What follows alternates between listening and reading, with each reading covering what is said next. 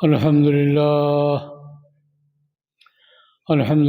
نحمده ونستعينه ونستغفره ونؤمن به ونتوكل عليه ونعوذ بالله من شرور أنفسنا ومن سيئات أعمالنا من يهده الله فلا مضل له ومن يضلله فلا هادي له ونشهد أن لا إله إلا الله وحده لا شريك له ونشهد أن سيدنا وسندنا ومولانا محمدا عبده ورسوله أرسله بالحق بشيرا ونذيرا وداعيا إلى الله بإذنه وسراجا منيرا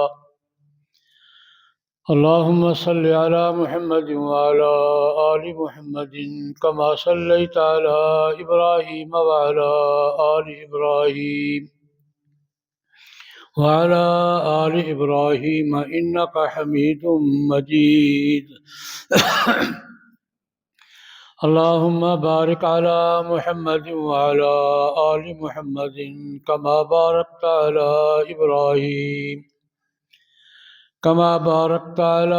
إبراهيم وعلى آل إبراهيم إنك حميد مجيد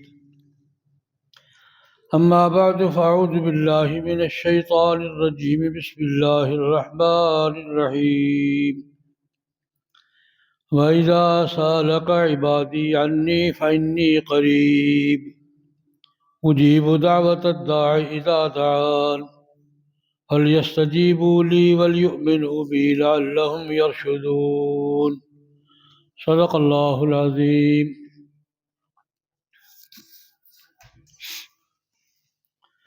بزرگان محترم، برادران اسلام، قرآن مقدس کی ایک آیت کریمہ تلاوت کی ہے۔ مختصر وقت کے اندر اس آیت مبارکہ کی روشنی میں کچھ ضروری باتیں عرض کرنے کی کوشش کروں گا۔ اللہ جل جلالہ و عم نوالہ کی بارگاہ میں دعا فرمائیں، خداوند ذوالجلال مجھے صحیح عرض کرنے کی، آپ حضرات کو صحیح سننے کی، مجھے آپ کو سب مسلمان بلکہ انسان بھائیوں کو صحیح بات سمجھنے، قبول کرنے اور اس پر عمل کرنے کی توفیق عطا فرمائے۔ رمضان المبارک 2 حصے گزر گیا ہے، تیسرا حصہ شام کو شروع ہونے والا ہے۔ 2 عشرے گزر گئے، 1 عشرہ باقی ہے۔ آج شام کو اس کا آغاز ہوگا۔ 9 دن کا ہوتا ہے کہ 10 دن کا ہوتا ہے، یہ اللہ کی مرضی، لیکن آخری عشرہ جناب نبی کریم صلی اللہ علیہ وسلم کا اس عشرے کا معمول ام المومنین حضرت عائشہ رضی اللہ تعالیٰ عنہ فرماتی ہیں، اس کو تعبیر کرتی ہیں کہ حضور کمر باندھ لیتے تھے، حضور کمر باندھ لیتے تھے اور پورا عشرہ دن رات عبادت میں گزرتا تھا۔ ویسے رمضان کے معمولات میں اور باقی مہینوں کے معمولات میں تو فرق تھا ہی۔ روزے کا فرق تھا، قرآن پاک کی تلاوت کا فرق تھا، سخاوت کا فرق تھا۔ حضرت عائشہ فرماتی ہیں کہ عام دنوں میں حضور سخی تھے، لیکن رمضان میں تو سخاوت کی انتہا ہو جاتی تھی۔ عام دنوں میں بھی قرآن پاک کی تلاوت کرتے تھے، لیکن رمضان میں صرف یہ کہ خود زیادہ کرتے تھے، بلکہ جبریل علیہ السلام روزانہ آتے تھے، نبی کریم صلی اللہ علیہ وسلم کے ساتھ دور کرتے تھے، اور روزہ تو تھا ہی۔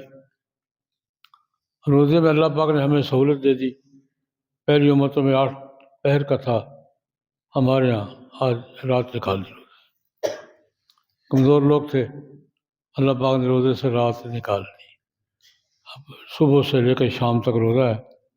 پہلی امتوں کا روزہ 8 پہر کا ہوتا تھا۔ اب بھی یہودی اور عیسائی جو روزہ رکھتے ہیں وہ 8 پہر کا ہی رکھتے ہیں، سحری ان کے ہاں نہیں ہے۔ یہ اللہ پاک نے ہمیں سہولت عطا فرمائی۔ قرآن پاک کی تلاوت آخری دنوں میں اور زیادہ بڑھ جاتی تھی، اور آخری عشرہ جو آج شام شروع ہونے والا ہے، اس کی عبادات میں ایک خاص عبادت تھی اعتکاف۔ اعتکاف کسے کہتے ہیں؟ سارے معاملات سے الگ تھلگ رہ کر اللہ کے گھر میں وقت گزارنا، سارے معاملات سے الگ تھلگ رہ کے اللہ کے گھر میں وقت گزارنا۔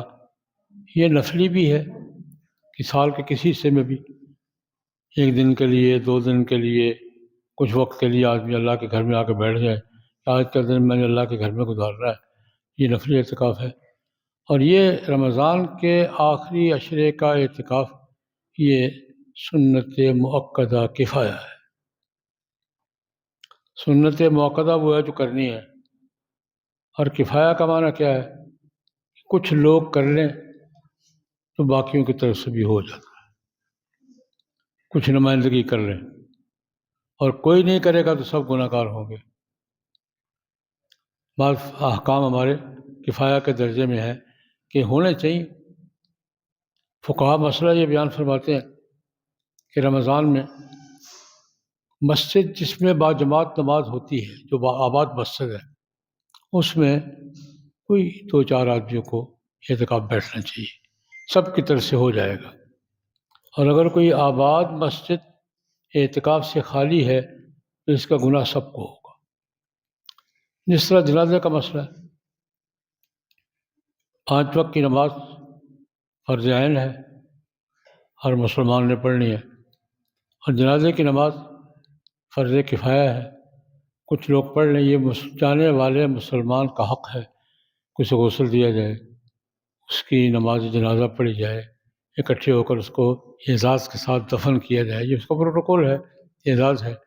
اگر کچھ لوگوں نے کر لیا تو سارے اہل محلہ کی طرف سے ہو گیا، اور اگر خدا نخواستہ کوئی مسلمان بغیر جنازے کے دفن ہو گیا ہے تو اس سے متعلقہ سارے لوگ گناہ گار ہوں گے۔ کفایہ کا معنی یہ ہے۔ مسجد میں جو فقہا مسئلہ یہ بیان فرماتے ہیں کہ مسجد میں جو آباد مسجد ہے، جہاں باقاعدہ نماز ہوتی ہے، وہاں اعتکاف بیٹھنا چاہیے۔ یہ عبادت ہے، اور یہ اس عبادت کا مقصد کیا ہے؟ اللہ رب العزت نے ابتدا میں جناب نبی کریم صلی اللہ علیہ وسلم کو ایک حکم فرمایا تھا، وَاذْكُرِ اسْمَ رَبِّكَ وَتَبَتَّلْ إِلَيْهِ تَبْتِيلًا۔ اللہ کا ذکر کیا کریں اور تنہائی اختیار کیا کریں۔ وَاذْكُرِ اسْمَ رَبِّكَ وَتَبَتَّلْ إِلَيْهِ تَبْتِيلًا، اللہ کے رضا کے لیے، اللہ کی طرف توجہ کے لیے علیحدگی اختیار کریں کچھ دیر۔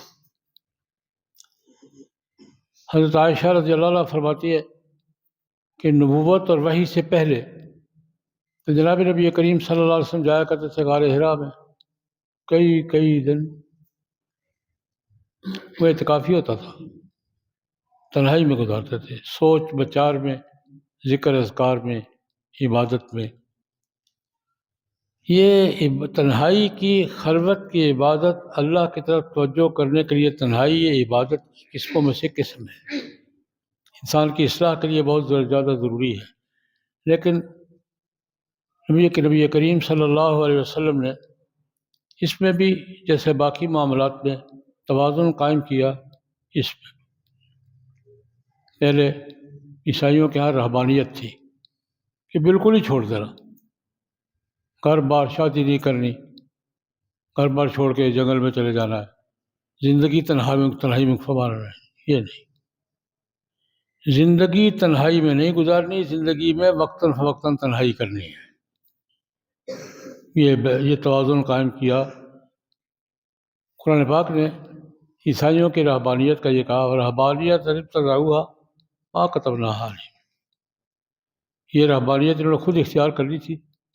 ہندوؤں بھی سنیاس ہے، چھوڑ دو سب کچھ، جنگل میں جا کر بیٹھ جاؤ۔ اسلام اس کی اجازت نہیں دیتا، بلکہ بخاری شریف کی روایت ہے، جناب نبی کریم صلی اللہ علیہ وسلم کو پتہ چلا کہ کچھ نوجوان صحابہ نے آپس میں گٹ مٹ کی ہے، جو ہوتا ہے نا، یہ کریں یہ کریں یہ کریں، ان میں عبداللہ بن عمر بھی ہیں رضی اللہ تعالیٰ عنہ۔ انہوں نے آپس میں مشورہ کیا، 3-4 نوجوان، عثمان بن مظعون تھے، عبداللہ بن عمر تھے، یہ نوجوان صحابہ رضوان اللہ علیہم 4-5 آپس میں، کہ جناب نبی کریم صلی اللہ علیہ وسلم کے باہر کے معاملات تو ہمارے علم میں ہیں، مسجد میں کیا کرتے ہیں، بازار میں جاتے ہیں کیا کرتے ہیں ہمارے سامنے ہیں، گھر کے اندر کیا کرتے ہیں ہمیں معلوم نہیں۔ 4 دیواری کے اندر ہے وہ تو گھر والوں کو معلوم ہوگا نا، گھر میں سوتے ہیں جاگتے ہیں کیا کرتے ہیں۔ تو آپس میں مشورہ کیا انہوں نے کہ گھر کے اندر کے معمولات بھی ہمیں معلوم کرنے چاہیے اور اس کی پیروی کرنی چاہیے، لیکن یہ بتائے گا کون؟ 4 دیواری کے اندر کے معاملات کون بتائے گا؟ چلتے ہیں ٹھیک ہے، تو مشورہ کر کے امہات المومنین رضوان اللہ علیہن جو مائیں اس وقت موجود تھی، کہ ان سے پوچھتے ہیں جا کر۔ اس وقت طریقہ کار یہ ہوتا تھا، مدینہ منورہ میں نبی کریم صلی اللہ علیہ وسلم کے 9 بیویاں بیک وقت تھیں، 2 پہلے فوت ہو چکی تھی، 9 بیک وقت تھی، 9 کے حجرے الگ الگ تھے۔ کسی کو کسی ماں سے ملنا ہوتا تھا، کوئی مسئلہ پوچھنا ہے، کوئی بات پوچھنی ہے، تو پروٹوکول یہ تھا کہ دروازے سے باہر کھڑے ہو کر سلام کہیں، آواز دے کہ میں فلاں شخص ہوں، تعارف کروائیں۔ وہ دروازے پر آ جاتی تھی اور پھر بات ہوتی تھی کہ ہم بات پوچھیے۔ حضرت عائشہ کا تو سارا دن یہی کام لگا رہتا تھا۔ حضرت عائشہ رضی اللہ عنہ کے بارے میں تو آتا ہے کہ صبح کی نماز اور اشراق پڑھ کے بیٹھ جاتی تھی اور ظہر تک یہی سلسلہ ہوتا تھا۔ ان کا منظر بیان کیا ہے محدثین نے کہ حجرہ مبارکہ یہی تھا، یہ جس پہ روضہ مبارک قبر مبارک ہے یہی تھا، اسی میں رہتی تھی۔ دروازے کے ساتھ دیوار پہ چادر لگا رکھی تھی، دروازے کے پیچھے بیٹھتی تھی۔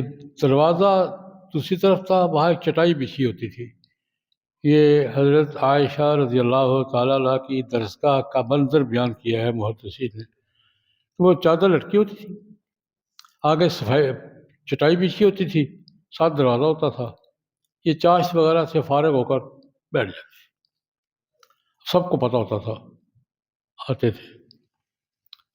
طریقہ کار یہ تھا، دروازے سے باہر کھڑے ہوئے، السلام علیکم یا ام المومنین، سلام کہا، میں فلاں شخص ہوں، میں کچھ بات کرنا چاہتا ہوں، آ جاؤ بیٹھ جاؤ۔ وہ آ کے پردے کے دوسری طرف بیٹھ گئے، درمیان میں پردہ ہوتا تھا، یہ ادھر بیٹھی ہوتی تھی وہ ادھر بیٹھ۔ قرآن پاک کی آیت پوچھی ہے، مسئلہ پوچھا ہے، حدیث پوچھی ہے، گھر کا سارے کام چل رہے ہیں، مشورہ کر رہے ہیں، یہ گھر کے یہ مسئلہ کیا کرنا ہے، قرآن پاک کی آیت کا مطلب۔ زیادہ تر حضرت عائشہ رضی اللہ عنہ سے قرآن پاک کی آیات کا مطلب پوچھا کرتے تھے، اس آیت کا مطلب، بخاری ساری چیزیں بڑی ہوئی ہے، اس آیت کا مطلب کیا ہے، اس آیت کا مطلب کیا ہے، حضور نے کیا فرمایا ہے، پوچھتے تھے۔ اور یہ ظہر تک، ظہر کے بعد پھر وہ دروازہ بند ہو جاتا۔ یہ حضرت عائشہ رضی اللہ عنہ کی درسگاہ تھی اور یہ اس کا طریقہ کار تھا۔ یہ تقریباً 45 سال رہی ہے، 45 سال یہ درسگاہ رہی ہے۔ اور حضرت ابو موسیٰ اشعری رضی اللہ تعالیٰ عنہ اس کا منظر بیان کرتے ہیں، کہتے ہیں ما اشکا علینا اصحاب محمد صلی اللہ علیہ وسلم الا وجدنا فیہ عندہا علما۔ ہم صحابہ کرام کو کبھی کوئی ایسی مشکل پیش نہیں آئی کہ ہم مشکل میں پھنس گئے ہوں اور حضرت عائشہ کے پاس اس کا علم نہ ملا ہو۔ کہتے تھے اماں جی ایک دو جملوں میں مسئلہ حل کر دیتی ہے بات، بلکہ ایک دفعہ موسیٰ پر بھی واقعہ بیان کرتے ہیں، ایک دفعہ علمی اختلاف ہوتا ہے بھائی، ہر دور میں رہا، صحابہ میں بھی رہا ہے، اگر وہ اختلاف ہو دلیل پہ ہو تو اختلاف ہے، لیکن جب خلاف نہیں ہونا چاہیے، مخالفت نہیں، اختلاف علم کے ساتھ، دلیل کے ساتھ، احترام کے ساتھ، یہ تو رحمت ہے۔ خیر ایک مسئلے پہ اختلاف ہو گیا، صحابہ کے 2 گروہ ہو گئے، مسئلہ گھر کا میاں بیوی کے تعلق کا کوئی مسئلہ تھا، یوں ہے کہ یوں ہے۔ حضرت عمر رضی اللہ عنہ نے بولا، انصار ایک طرف تھے، مہاجرین ایک طرف تھے،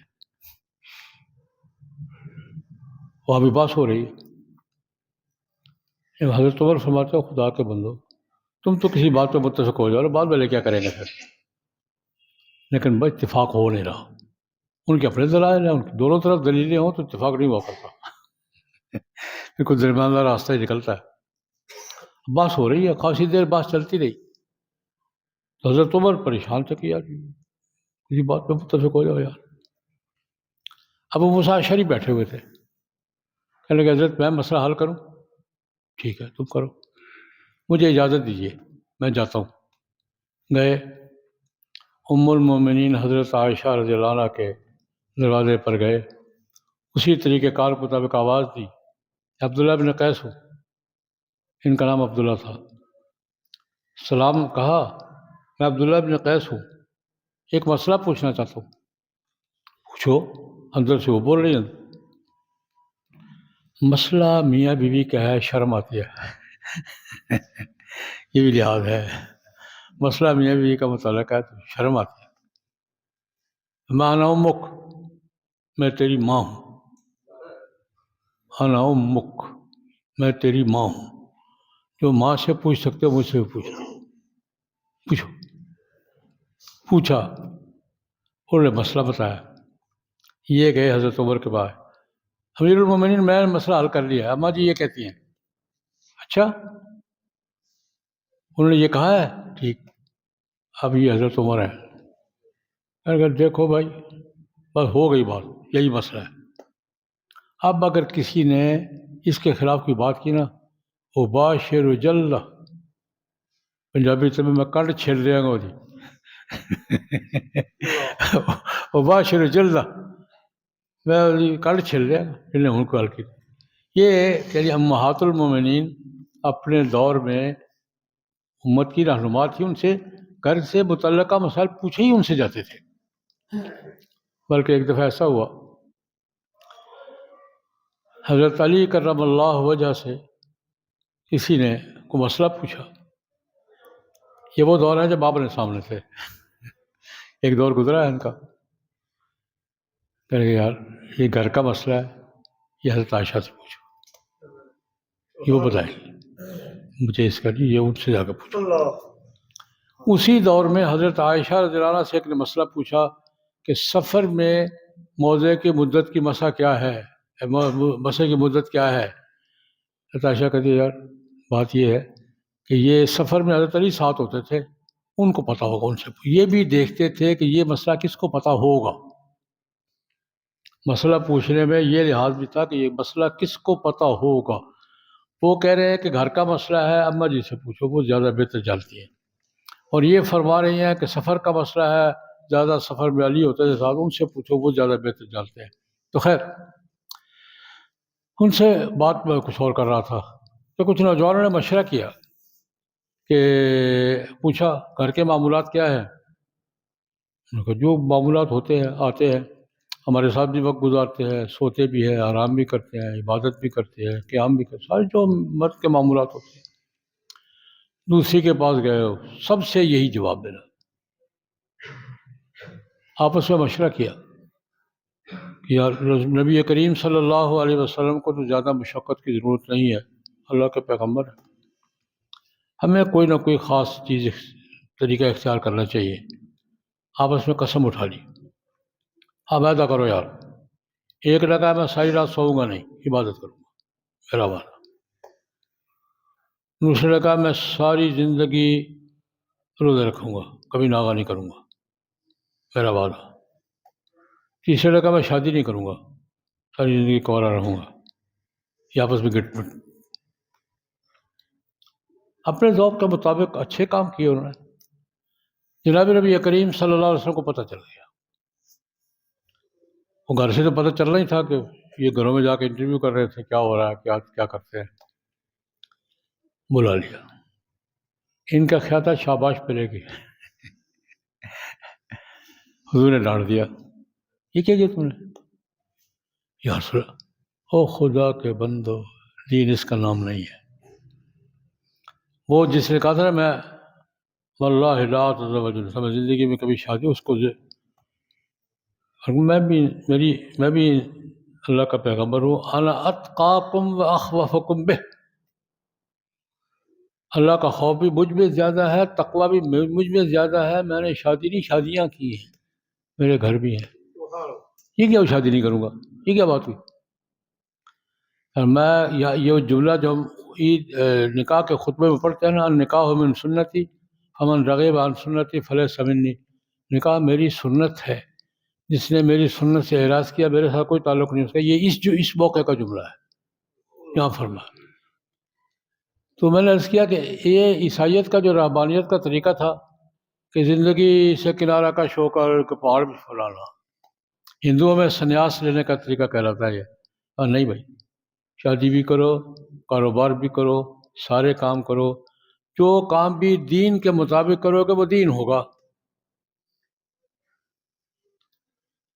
جو کام بھی دین کی ہدایات کے مطابق کرو گے وہ کیا ہوگا؟ دین ہوگا. تو یہ تنہائی اختیار کرنا زندگی بھر کے لیے، اس کے لیے تو اسلام نے اجازت نہیں دی. نہیں بھائی، معاشرے میں رہو.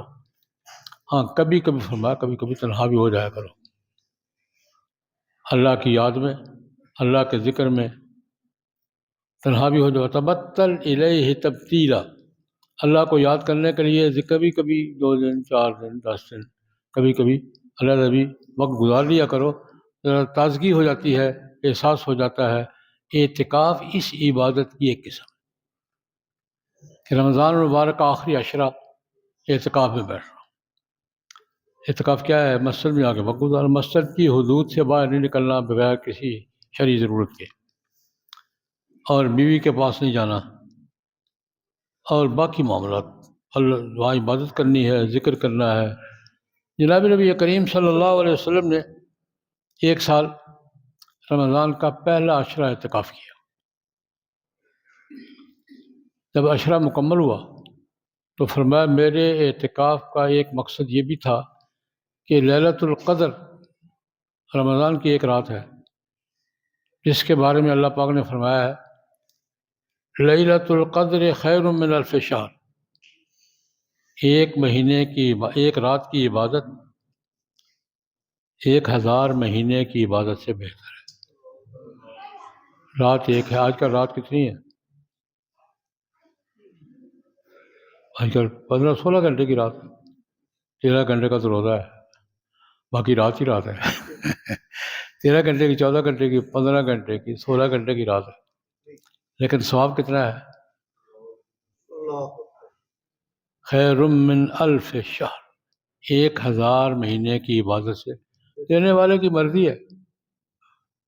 وہ ایک لطیفے کی بات یہ سمجھ لیں، ایک جگہ کوئی صاحب بیان فرما رہے تھے کہ فلاں کام پہ اتنا ثواب ہوگا، وہ زیادہ ہی نظر آ رہا تھا. تو ایک آدمی نے مجھ سے پوچھا اتنا زیادہ ثواب کیسے؟ میں نے کہا یار اگر تو اللہ پاک نے مجھے کہا ہے نا دو، تو میں بجٹ دیکھوں گا. اللہ کہتا ہے میں دوں گا. سبحان اللہ. حساب وہ لگاتا ہے جس کو بجٹ کی پرابلم ہو. کوئی حساب کون لگاتا ہے؟ کتنے دینے ہیں، یہ کتنے دینے ہیں، کتنے دینے چاہیے، یہ حساب کون لگاتا ہے؟ جس کو کوئی بجٹ پرابلم ہو. میں نے کہا اگر تو اللہ نے مجھے کہا نا تم دو، تو میں دیکھوں گا یار میرے بجٹ پہ اتنے ہیں بھی کہ نہیں. اللہ کو کوئی بجٹ پرابلم ہے؟ جو اللہ نے کہا وہ دے گا، اللہ کے رسول نے جو فرمایا وہ دے گا. یا اللہ پاک کیا کہہ رہے ہیں؟ ایک رات کا ثواب کتنا بتا رہے ہیں؟ 1000 مہینے سے زیادہ. 1000 دن نہیں، 83 سال بنتے ہیں. اب میں اس رات کی تلاش میں بیٹھا ہوں کہ وہ رات کون سی ہے. اللہ پاک نے متعین نہیں بتائی، تلاش کرو. وہ فرمایا پہلے عشرے میں نہیں ہے. پھر دوسرا عشرہ بیٹھے 11 سے 20 تک، پھر فرمایا اس پہ بھی نہیں ہے. پھر تیسرا عشرہ بیٹھے، اس پہ بھی ایک مزے کی بات فرمائی. جب مکمل ہوا تو فرمایا ایک رات اللہ رب العزت نے مجھے بتا دیا تھا کہ یہ رات ہے، مجھے بتا دیا تھا.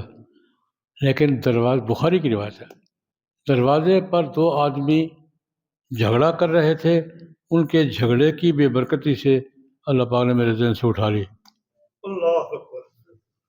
اب 5 راتوں میں تلاش کرو تم، 21ویں 23ویں 25ویں 27ویں 29ویں. یا ایک بات میں عرض کیا کرتا ہوں، دو مسلمانوں کا جھگڑا کیا ہوا ہوگا، لین دین کی بات ہوگی اور کیا ہوگا، اس کی بے برکتی حضور کیا فرما رہے ہیں کہ میرے ذہن سے للیلۃ القدر کا تعین اٹھا لیا گیا۔ آج ہمارے جھگڑوں کی برکتیں کیا ہوں گی، جو کچھ ہم کرتے ہیں، ہمارے جھگڑوں کی کیفیت کیا ہے اور پھر ان کی بے برکتی کیا ہوگی۔ اللہ پاک معاف فرمائے، اللہ پاک ہمارے حال پہ رحم فرمائے۔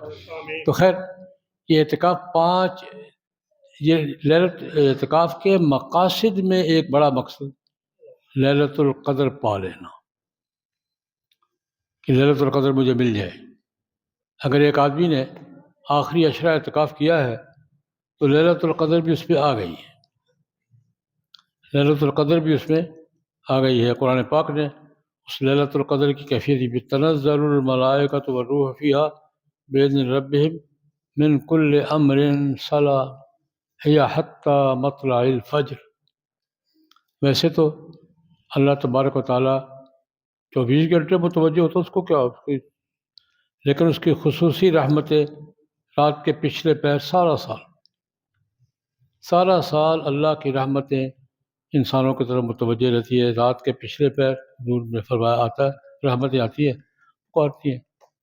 حل من مستغفر فاغفر اللہ، کو معافی مانگنے والا ہے اور میں معاف کروں گا۔ حل من مسترزق فارزقہ، کوئی رزق مانگنے والا ہے، مانگو۔ باقی سارا دن انسان مانگتا ہے، رات کے پچھلے پہر اللہ پاک سے مانگو، یا کیا مانگتے ہو، کیا چاہیے؟ کوئی بھی چیز طلب ہے آج بتاؤ۔ رات کا پچھلا پہر ہے، دنیا سوئی ہوئی ہے، اور یہ رات کا پچھلا پہر، یہ سورج کے ساتھ ساتھ ہے نا، آگے آگے رات کا پچھلا پہر ہے، پیچھے پیچھے سورج ہے، 24 گھنٹے گھومتا رہتا ہے۔ اس وقت بھی کہیں رات کا پچھلا پہر ہوگا۔ زمین پر اس وقت ہم دوپہر میں بیٹھے ہوئے ہیں، لیکن زمین کے کسی علاقے میں رات کا پچھلا پہر اس وقت بھی ہوگا، 24 گھنٹے چکر لگاتا رہتا ہے۔ میں عرض کیا کرتا ہوں، اللہ تبارک و، اس حدیث کے مطابق اللہ تبارک و تعالیٰ کی رحمتیں پوری روئے زمین کا چکر کاٹتی رہتی ہے۔ کوئی آؤ یار، کو مانگو، پوچھو، جھکو، کھڑے ہو، ہاتھ پھیلاؤ۔ نبی کریم صلی اللہ علیہ وسلم نے فرمایا، ہر آدمی کو جس سے بھی کوئی مانگتا ہے نا، اس کو بار محسوس مجھ سے مانگ رہا ہے۔ ایک واحد ذات ہے جو مانگنے والے پر خوش ہوتی ہے، مجھ سے مانگا ہے۔ اللہ تبارک و تعالیٰ نہ مانگنے والے پر ناراض ہوتے ہیں۔ مانگتے کیوں نہیں؟ مانگنے کے لیے پکارتا ہو، کیا چاہیے، کیا تقاضا ہے، کیا خواہش ہے، وہ مانگو۔ مانگنے والوں کو بلاتا ہے اور نہ مانگنے والوں پر ناراض ہوتا ہے۔ یہ بات اللہ رب العزت نے قرآن کریم میں بھی فرمائی ہے، قل ما یعبأ بکم ربی لولا دعاؤکم۔ اللہ پاک کہتے ہیں، اے پیغمبر صلی اللہ علیہ وسلم، ان سے کہہ دیجئے اگر تمہارا ہاتھ پھیلانا نہ ہو تو مجھے تمہاری کوئی پرواہ نہیں ہے۔ ما یعبأ بکم ربی، میرا رب تمہاری کوئی پرواہ نہیں، تمہیں اللہ کو کسی کی کیا پرواہ ہے؟ پرواہ ہے تو کس کی؟ لولا دعاؤکم، اگر تمہارا یہ پکارنا نہ ہو، ہاتھ پھیلانا نہ ہو، دامن پھیلانا نہ ہو، اللہ کے سامنے عاجزی کرنا نہ ہو، یہ نہ ہو تو اللہ کو تمہاری کیا پرواہ ہے؟ اللہ تبارک و تعالیٰ وہ دینے والا ہے جو نہ مانگنے پہ ناراض ہوتا ہے، پکارتا ہے۔